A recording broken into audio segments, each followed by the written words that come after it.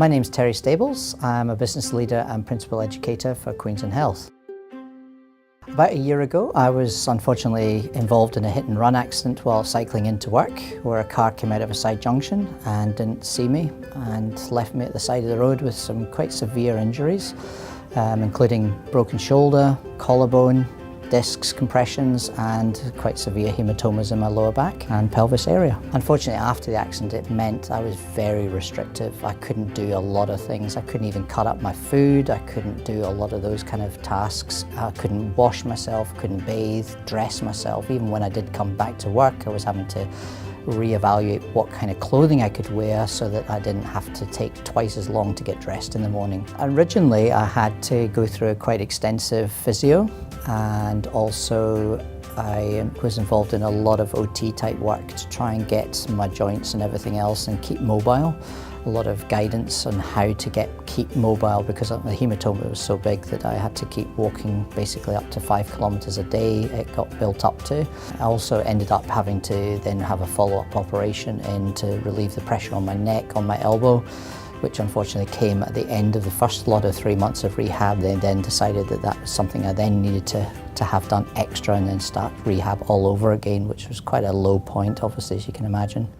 I had to really reevaluate who I was and actually reevaluate my expectations, because I knew that I couldn't do certain things. And ultimately though, it did actually help in readdressing some of the fast-paced lifestyle I had, because I had to calm everything down to a slow pace. There was no such thing with those kind of injuries of a fast pace in life anymore.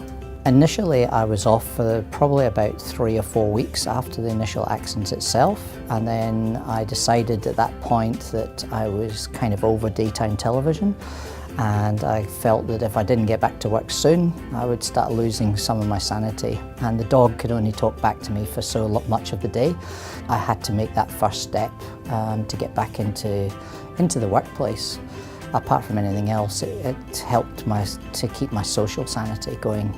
I did initially approach them to come back to work, which OH&S basically turned around and said, no, this just isn't feasible, you're too injured still, it's not safe to have you at work.